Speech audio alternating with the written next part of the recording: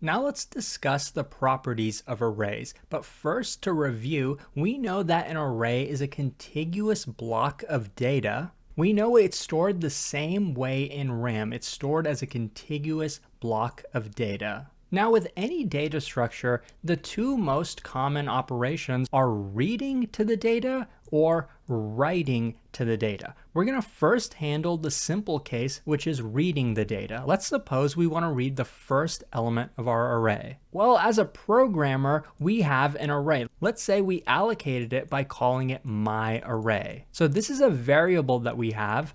To read the first element, the intuitive thing is to go in memory at the first address and then read the value. Now that's exactly what's happening under the hood, but we as programmers don't need to know the exact address of every single value. As we use the array, we use indexes to access values. The first value is always at index 0, not at index 1. That can be confusing if you're a beginner, but it's always starting at 0. The next one is at 1, and the next one is at 2, etc., etc. So when we read the first value, which is at index 0, it's automatically going to go to this location in our memory and read the value that's stored in memory. Since we can automatically map any index in our array to a location in memory, that means we can instantly read any value as long as we have the index for it. To represent that that's an efficient operation, we call it big O of 1. We're going to talk more about big O notation later in the course, but for now, what this means is that in the worst case, to read a value, assuming we have the index, so suppose we want to read the value at index 2, it's an instant operation. It happens in constant time. No matter how big our array gets, if we want to read any value in the array, we can read it instantly. That's what big O of 1 means. At least that's the oversimplified explanation so far. The fact that we can go to any arbitrary address in our RAM and then read the value at that address is a property of RAM. It's actually in the name itself. Random access memory is what RAM stands for. It basically means we can randomly access any portion of the memory in constant time. Suppose if we wanted to access this value, we don't have to start from the beginning of our RAM and then keep looking for it. We can automatically access it. And that's pretty important, as you can tell, because if we have a lot of RAM, we don't want to have to go through the entire RAM every single time. If we want to access the third value in the array, we don't want to have to go through the first and second values because it's not necessary for us. Now, after we read our first value, next we want to read the second value and the third value and keep doing that until we get to the end of the array. That's pretty easy. We know that the first index we start at is, let's say, 0. I'm going to call it I. In code, we would typically say myArray at index I to read the value. And then, of course, we would increment the I to be 1, and then we would increment it to be 2, and we would keep doing that until it equaled the length of the array, and then we would stop. So essentially, we would loop through the entire input array.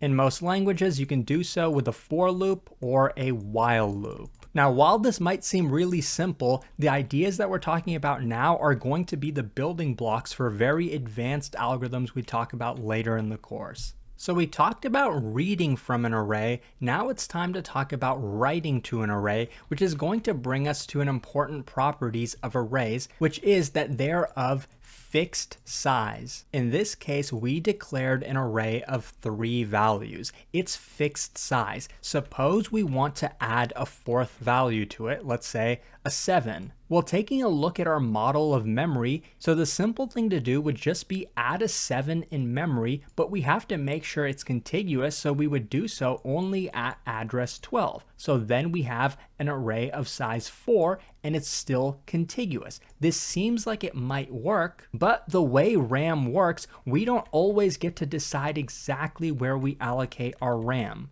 We don't always get to decide exactly where we store our values. And we don't know for sure that this spot in RAM is even available for us. It could be that we already have maybe another array stored over here, or maybe the operating system is using this part of our memory for some other purpose. So we're not necessarily allowed to put the 7 over here. Okay, then you might think, well, let's just let the operating system decide. Just put a 7 anywhere in memory. But if we do that, we don't follow the property of arrays. It's no longer contiguous. Now we have 2 arrays. That's not what we wanted. We wanted a single array, because if we do it like this, and then let's say I'm looping through this array, I'm at index 2, now I increment and I'm at index 3, what we're going to try to do by accessing this is we're going to go to this spot. But we don't know that the 7 is stored over here. It might be stored somewhere else. So this is going to break. Basically, we've come across the biggest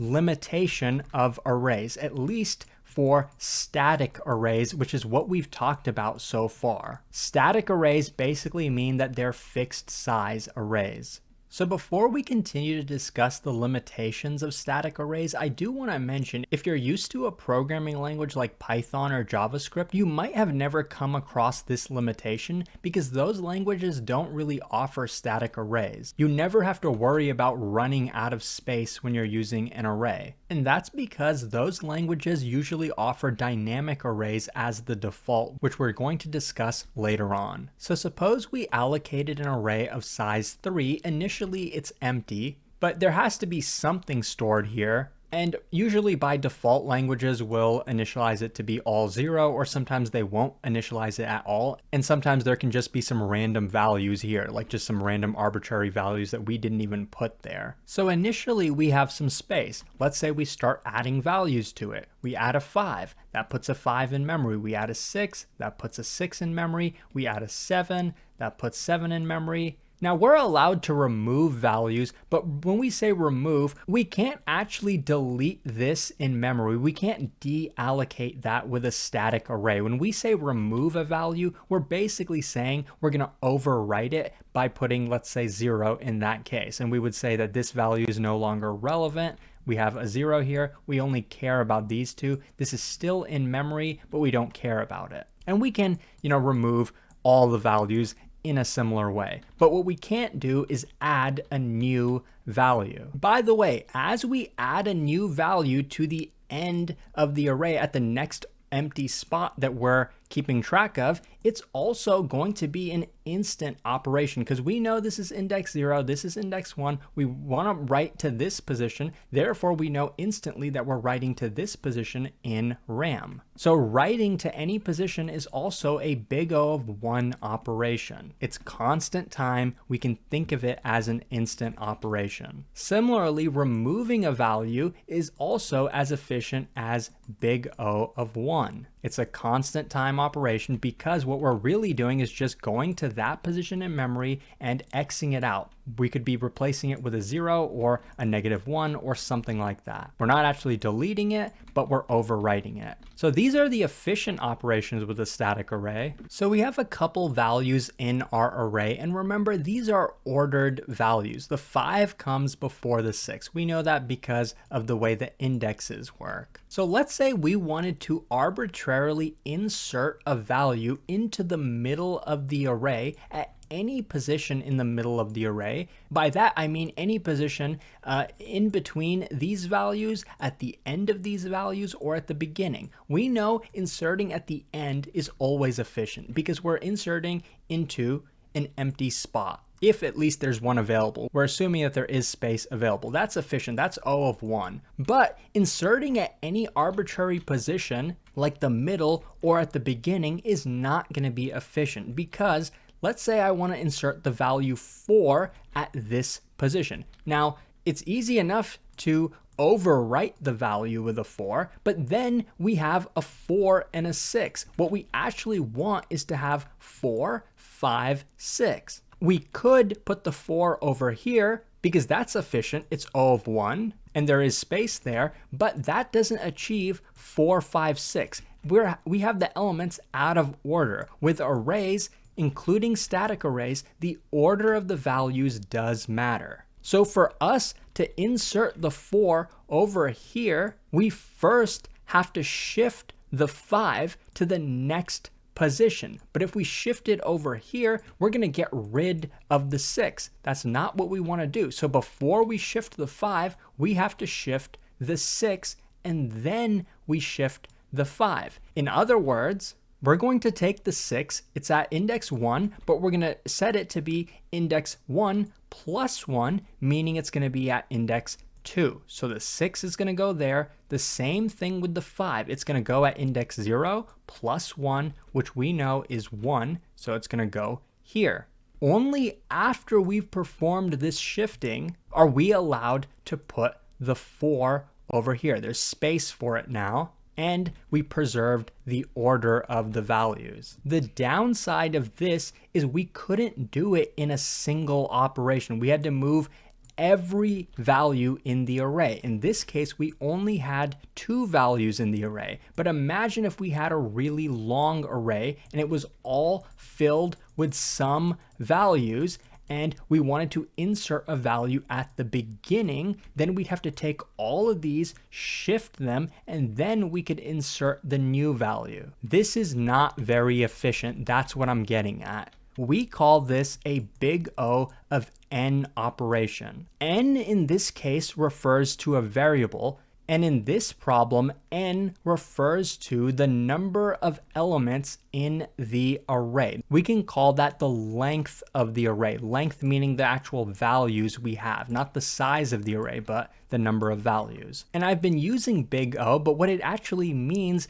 is the worst case. Because this, what we just did right now, was the worst case. What we had to do is we had to shift every value in the array, which means n values, over to the right by 1, and then we were allowed to insert the new value. But if we were inserting in the middle between 5 and 6, let's say what we actually wanted to do was have a 5 and then a 4 and then a 6, then we wouldn't have had to shifted the 5 at all. We would only have had to shift the 6. The 5 would have stayed over here on the left, and we would have inserted the 4 over here. So in that case, we would have only needed to shift one value, not every value in the array. But we don't want to go through every possible scenario, so we generalize it. We say in the worst case, if you're inserting a value in the middle of the array at any arbitrary position, in the worst case,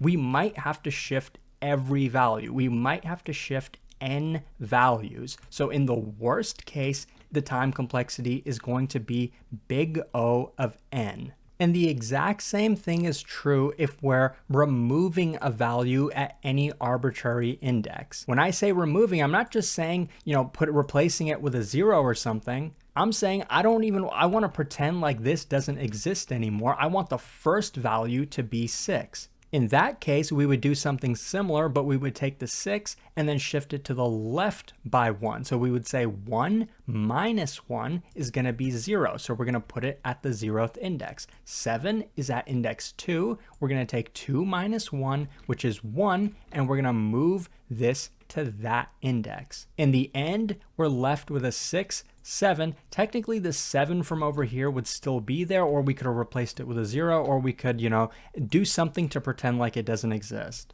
But the memory that we actually allocated here definitely does exist, and it would be reflected in RAM. So to summarize the operations for a static array, reading or overriding the ith element of an array. Ith basically means any arbitrary element. You could pick any index and read or write from it. You can do that in big O of 1 time. You can do that in constant time. To insert a value at the end of the array or to remove the value at the end of the array is also a big O of 1 time operation. That's assuming that we have an empty space left at the end, or we at least have one element at the end for us to remove. Now, inserting into the middle of an array in the worst case is going to be big O of n. For an empty array to insert in the middle, it would be very efficient. It would be big O of 1. But we know we're talking about the worst case. That's what big O refers to. To insert in the middle would be big O of n. We might have to shift every value in the array. The same thing for removing in the middle. We might have to shift every value in the array.